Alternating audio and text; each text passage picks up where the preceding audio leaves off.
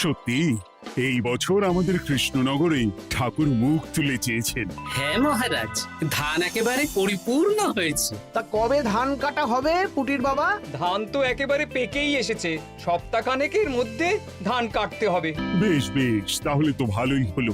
এই মাসের শেষের দিকেই তো নবাব বাহাদুরকে শস্যের খাজনা পাঠানোর কথা। হ্যাঁ মহারাজ, এবারে নবাব বাহাদুর খুশি হবে। ঠিক বলেছ গোপাল।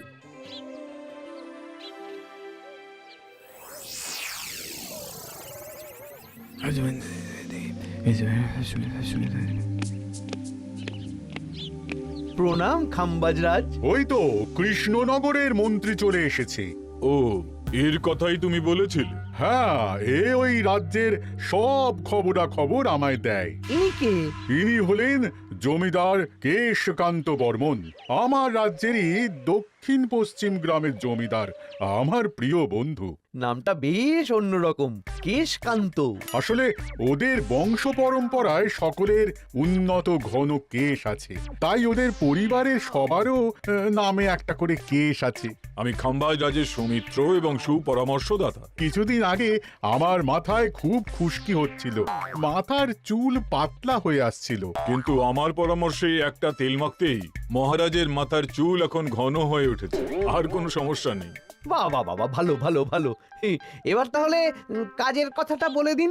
এবারে তো শুনলাম তোমাদের রাজ্যে অনেক ধান উৎপাদন হয়েছে, তাই স্বাভাবিকভাবে নবাব বাহাদুরের কাছে রাজস্ব অনেক বেশি দেবে, কি তাই তো? হ্যাঁ, এবারে রাজস্ব দানে কৃষ্ণনগরই প্রথম হবে। না, তা হবে না।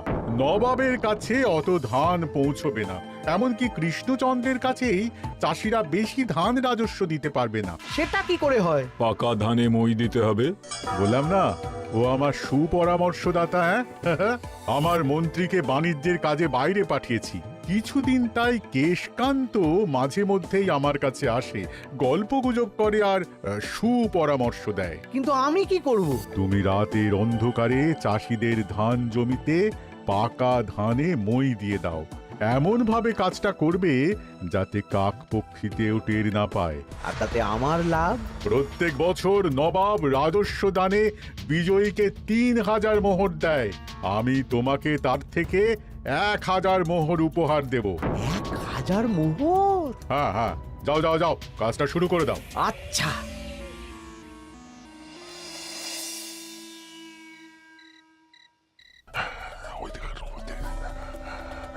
তাহলে আর দেরি কেন? মন্ত্রীমশাই কথা মতো কাজ শুরু কর। হ্যাঁ চল।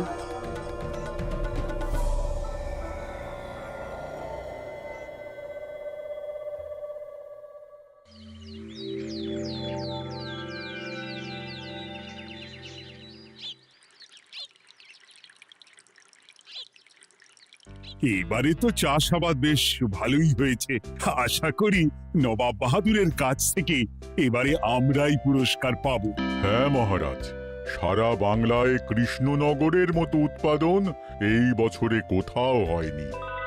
সর্বনাশ হয়ে গেছে মহারাজ, সর্বনাশ হয়ে গেছে। কি সর্বনাশ হয়েছে গো পুটির বাবা? গতকাল রাতে আমাদের সব জমির পাকা ধানে মই দিয়ে দিয়েছে। সে কি? এবার আমরা কি করব মহারাজ? কাদের কাদের জমিতে হয়েছে এসব? যেই জমিতে তাকাবেন সেই জমিতেই এই কাণ্ড, ধান ঝরে সব মাটিতে পড়ে আছে। এবার আমরা কি করব? হায় হায় হায়, এবার আমাদের রাজ্যের কি হবে? নবাব বাহাদুরকে তো জবাব দিতে পারবো না। বড় বিপদ হয়ে গেল, রাজ্যে গ্রহের প্রকোপ নেমে এলো। ও, আর কদিন পরেই আমার টেকে আসবে ১,০০০ মোহর। ঠিক আছে, তোমরা সবাই এখন বাড়ি যাও। না, আমার মন মেজাজ ভালো নেই।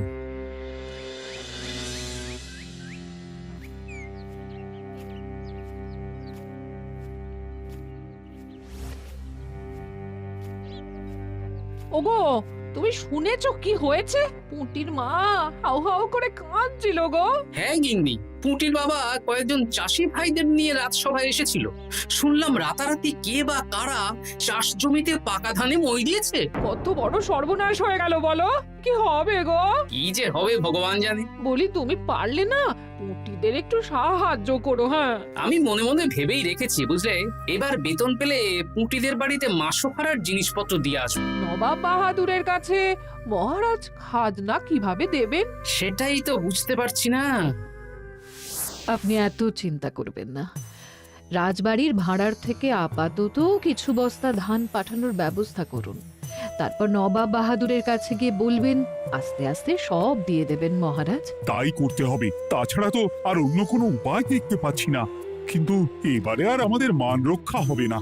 দেখি 2-1 দিনের মধ্যেই যতটা সম্ভব ভাড়া থেকে ধান পাঠানোর ব্যবস্থা করব।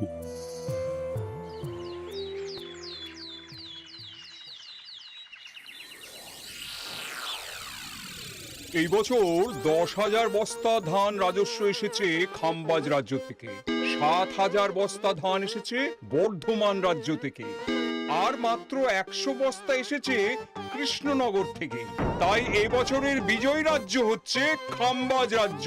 খাম্বাজ রাজ্যের রাজার হাতে 3,000 মোহর উপহার হিসেবে তুলে দিচ্ছেন। আর কৃষ্ণচন্দ্র, তোমার রাজ্যের এরকম হাল কেন? এবারে আমাদের সমস্ত রাজ্যের পাকা ধানে কেউ বা কারা মই দিয়ে দিয়েছে। সেসব তোমার মাথা ব্যথা, আমার ধান কোথায়? 100 বস্তা ধান রাজস্ব, কম করে 800 বস্তা ধান রাজস্ব দেওয়ার কথা, কিন্তু তুমি তোমার কথার খেলাপ করেছো। এই বছর আমি নিরুপায় জাহাপানা। আমিও নিরুপায়। হয় তুমি আগামী 1 সপ্তাহের মধ্যে আমাকে 5,000 মোহর দেবে, নইলে কৃষ্ণনগরের সিংহাসন থেকে সরে যাবে। এত বড় শাস্তি দেবেন না নবাব বাহাদুর। আপনি অন্তত মাস 6 সময় দিন, আবার ধান চাষ করিয়ে আপনাকে প্রাপ্য ধান দেওয়া হবে। বেশি কথা বলছো কৃষ্ণচন্দ্র, তুমি 5,000 নয় 6,000 মোহর 1 সপ্তাহের মধ্যে দেবে। বেটা গোপাল বেশি পাকা, অত কথা বলতে কে বলেছিল? গোপাল, এটা তুমি কি করলে? হায় হায় হায়!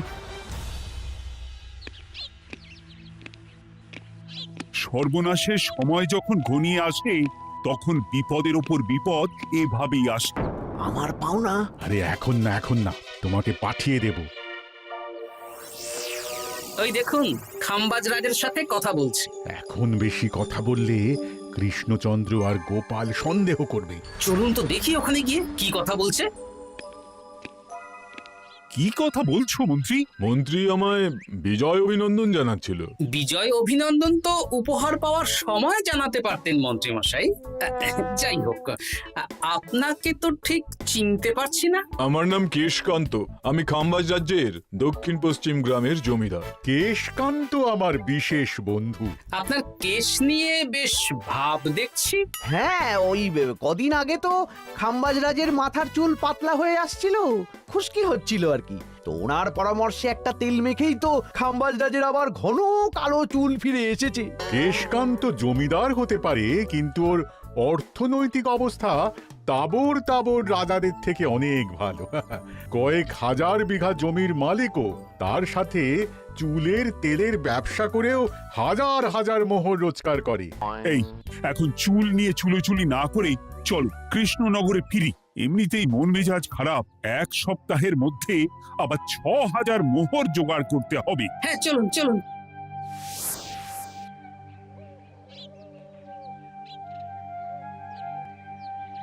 আচ্ছা মন্ত্রীমশাই, আপনি এই কেশকান্ত জমিদারের ব্যাপারে এত কিছু জানলেন কি করে?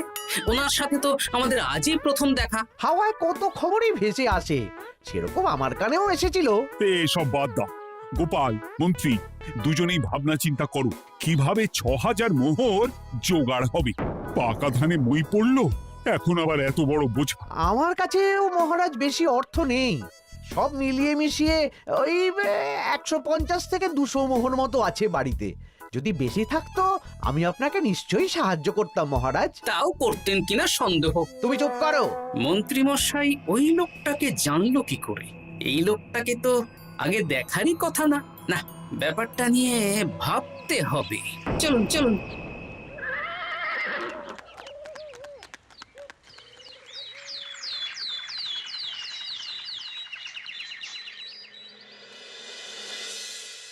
বুঝলে গিন্নি, 1 সপ্তাহের মধ্যে মহারাজকে 6,000 মোহর জোগাড় করতেই হবে, নইলে সিংহাসন ছাড়তে হবে। এখন কিন্তু আমাদের উচিত মহারাজের পাশে দাঁড়ানো। কিছু ভেবেছো কি? আপাতত আমার বিয়েতে পাওয়া আংটি বন্ধক রাখবো, আর তুমি যদি হ্যাঁ হ্যাঁ, আমার যে দুটো গয়নাগাটি আছে ওগুলো বন্ধক রাখো, পরে আস্তে আস্তে ছাড়িয়ে নেবক্ষণ। দেখি বাকি সভাসদদেরকেও বলবো, যে যতটা পারে, তারপর ভগবানই ভরসা।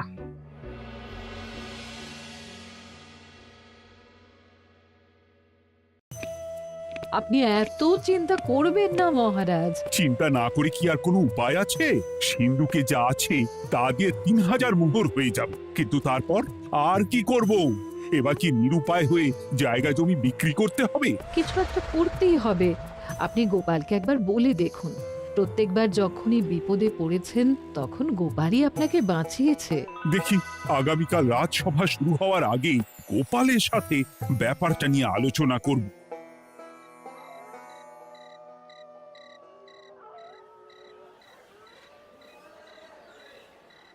এই যে শ্যাকরা, কি করছো? এই তো, বলুন। শোনো, আমার গিন্নির জন্য একটা হীরের হার বানাতে হবে, ওই 1000 মোহরের মধ্যে। 1000 মোহরে তো হীরের নাক, কান, গলা, হাত, পা সব গয়না, এই সব গয়না হয়ে যাবে মন্ত্রীমশাই। তাহলে বানাও, এই নাও 1000 মোহর। ওরে বাবা, মন্ত্রী মশাই, 1000 মোহর! এই মন্দার বাজারে এত মোহর কোথায় পেলেন? গতকালই তো বললেন আপনার কাছে 150 থেকে 200টা আছে। সে যেখান থেকেই পাই তাতে তোমার কি? না, আমার কিছু না। শ্যাকরা, আমি কয়েকটা গয়না বন্ধক রাখবো। দেখি কি আছে। এই সব মিলিয়ে এতে আমি 15 মোহর দিতে পারবো। বেশ, তাই দাও। আমি আমি ধীরে ধীরে শোধ করে গয়নাগুলো ছাড়িয়ে নেব। হ্যাঁ, মন্ত্রীর ব্যবহারগুলো বেশ সন্দেহজনক লাগছে। দেখি, গুপ্তচরকে কাজে লাগাতে হবে। মন্ত্রীর পিছনে ছায়ার মতো লেলিয়ে দিতে হবে।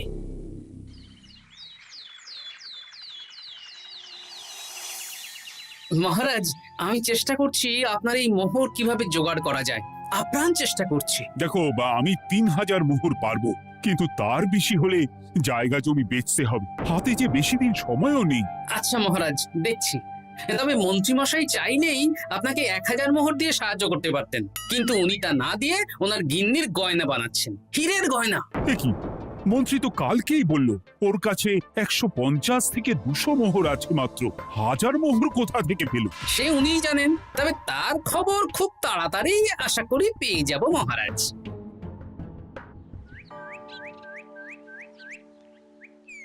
কাজটা একদম ঠিক করলেন না মন্ত্রী মশাই। আপনার কথা শুনে আমরা সবার জমির পাকা ধানে মই দিলাম, কিন্তু আমরা একটা পয়সা পেলাম না। আপনি যে এই কাজ করার জন্য খাম্বাজ রাজার কাছ থেকে ওই 1000 মোহর উপহার পেলেন, সেটা দিয়ে গিন্নির গয়না বানাতে দিলেন, কিন্তু আমাদের বেলায় লবডঙ্কা। আরে তোদেরকেও দেবো, একটু সবুর কর, আগে গিন্নির মাথাটা ঠান্ডা করি। না না, আমাদের এক্ষুনি চাই। আরে এক্ষুনি কি করে দেবো, আমার হাত খালি।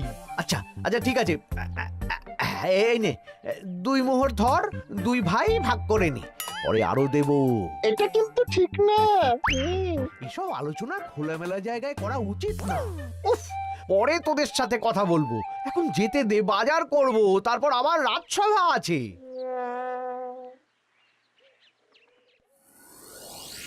আচ্ছা, এই ব্যাপারটা মহারাজকে আর গোপাল দাদাকে জানাতে হবে।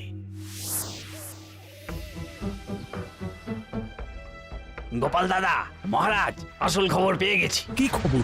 আমি একটু আগে শুনলাম। কাজটা একদম ঠিক করলেন না মন্ত্রী মশাই। আপনার কথা শুনে আমরা সবার জমির পাকা ধানে মই দিলাম, কিন্তু আমরা একটা পয়সা পেলাম না। আরে তোদেরকেও দেবো, একটু সবুর কর। মন্ত্রী, আমি না তোমাকে মেরেই ফেলবো। মহারাজ, মন্ত্রী মশাই এখানে গৌণ, উনি অর্থের লোভে এসব করেছেন, আর ওনাকে দিয়ে করিয়েছেন খাম্বাজ রাজ। হ্যাঁ, যাতে এবারে বিজয়ী হতে পারেন। তাই আপনি এই খবর 5 কান করবেন না মহারাজ। আমি খাম্বাজ রাজ আর ওই কেশকান্তর কাছ থেকে ক্ষতিপূরণ ঠিক আদায় করে আনব। কিন্তু কিভাবে? শুনুন তাহলে।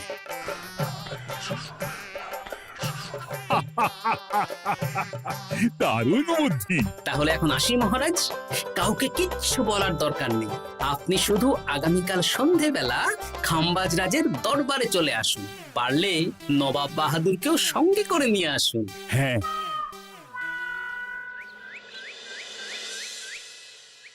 প্রণাম খাম্বাজ রাজ। কে আপনি? আমি হতাশ রঞ্জন, পশ্চিমে থাকি। কি চাই বলুন? কিছু চাই না, তবে একটা কথা শুনলাম তাই বলতে এলাম। কি কথা? আমি শুনলাম মহারাজ আপনার মাথার চুলগুলো সব নকল। আমার এত সুন্দর চুল সব নকল? ফাজলামো হচ্ছে। আমি যদি প্রমাণ করে দিই আপনার চুল নকল, তাহলে কি? তাহলে আপনি আমাকে 100 মোহর দেবেন, আর প্রমাণ না করতে পারলে আমি আপনাকে 100 মোহর দেব। বেশ, দেখো, এক্ষুনি দেখো, আমারই তো 100 মোহর লাভ হবে। এখন না, এখন না, আজ সন্ধেবেলায়। বেশ বেশ, তখনই এসো। এবারে জমিদার কেশকান্তর বাড়ি যেতে হবে।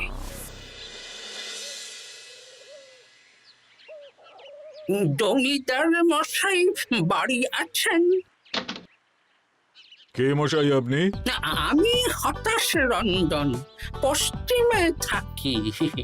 আমি বিশাল ক্ষমতাশালী লোক। কিসের ক্ষমতা? আমি রাজাদের মারধর করি, চুল ধরে টানি, শাস্তি দিই।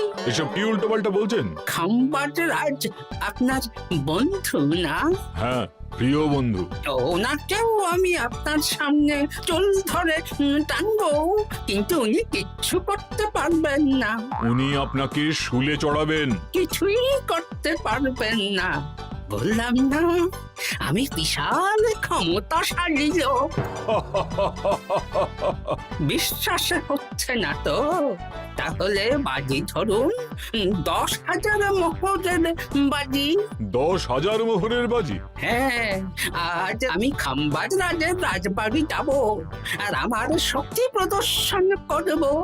ওনার চুল ধরে টানা হেঁচড়া করব, ওনাকে আহত করব, কিন্তু উনি আমাকে কিছুই করতে পারবেন না। বেশ রাজি, বাজি 10,100 মোহর দিতে পারবেন তো? হ্যাঁ, আমি বাজি হারলে আপনাকে দেব 10,100 মোহর। দরকার হলে ওই কাগজে কলমে লিখিত পরিত করে নিন। বেশ, তাহলে তাই হোক। কিন্তু হ্যাঁ, একটা কথা, আমি শক্তি প্রদর্শন করার আগে থেকে প্রক্রিয়া চলাকালীন সময় পর্যন্ত আপনি খাম্বাজ রাজের সাথে কোনো কথা বলতে পারবেন না। বেশ বেশ।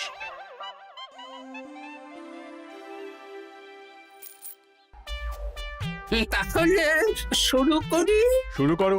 এবার আমি প্রমাণ করেই ছাড়বো।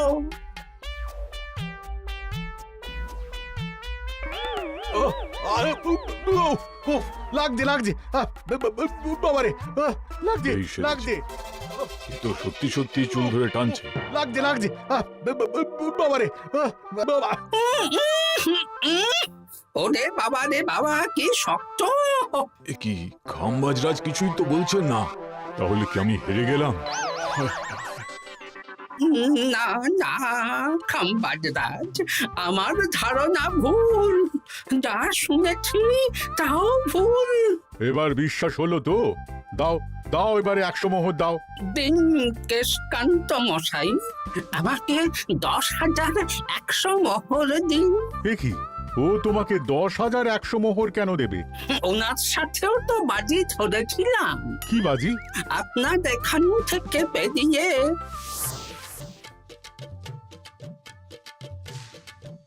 এবারে দিন তো দেখি, সব কাগজ কলমে লেখা আছে। এই নাও। হায় হায় হায় হায়। সাবাস গোপাল, সাবাস, তুমি আমার মুখ রক্ষা করেছো। গোপাল, কৃষ্ণচন্দ্র, নবাব বাহাদুর, আপনারা? হ্যাঁ, আমি গোপাল। এটা ছাড়া আর কোনো উপায় ছিল না খাম্বাজরাজ। আপনি আমাদের মন্ত্রীর মাথা খেয়ে যে জঘন্য কাজটা করিয়েছেন সেটা তো আর প্রমাণ করতে পারতাম না, তাই ছলে বলে কৌশলে আপনার প্রিয় বন্ধুর কাছ থেকে আদায় করে নিলাম। হ্যাঁ নয়, হ্যাঁ।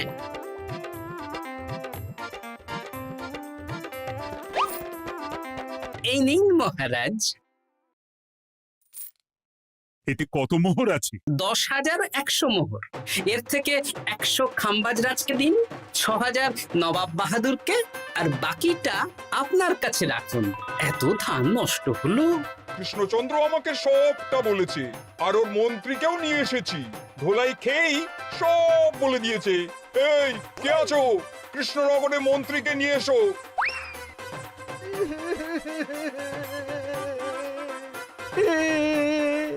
মার খেয়ে আমি সব বলে দিয়েছি খাম্বাজরাজ। উদ্ধার করে তো জাহাপানা, আমাকে ক্ষমা করে দিন। এর কোনো ক্ষমা নেই। তোমাকে আমি কারাগারে বন্দি করব। হায় হায় হায়, সামান্য টাকার লোভ করতে গিয়ে পুরো মাঠে মারা গেলাম।